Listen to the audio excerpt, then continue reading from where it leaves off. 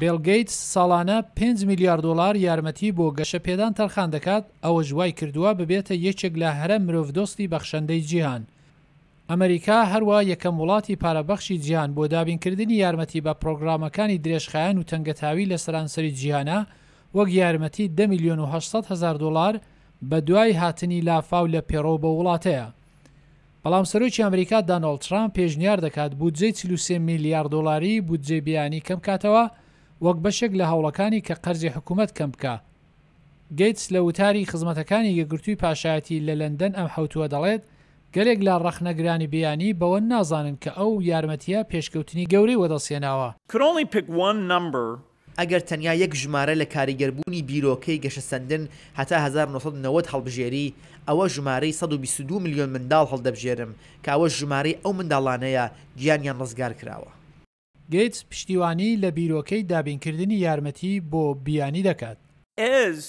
لە دەمێکدا ژمارەی مەرگی منداڵان دادەبەزێ، بنەماڵەکان هەوڵ دەدەن منداڵی کەمتریان هەبێت، پاشان ژماری دانیشتوانیش تەواو دادەبەزێت و کۆمەلگا بە خزمەتەکانی خوازیاوی دەگات، وەک تەندروستی باش، پەروەردە و خوێندنی باش و ڕەخسانی دەرفەتی ئابووری.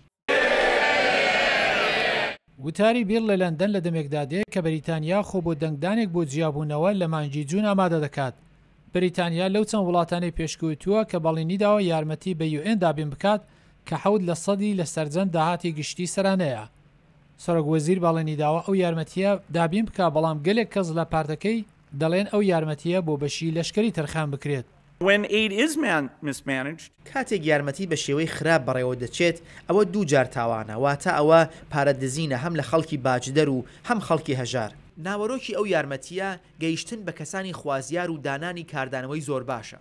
ئێمە لە گەلێک وڵاتی بە گرفتدا کار دەکەین، بۆیە لە هیچ وڵاتێک کارتێکردنی 100% و دەست ناهێنین، بەڵام دەتوانین ئەزمون وەربگرین و هەر ساڵە یارمەتیەکە باشتر خەرج دەکرێت.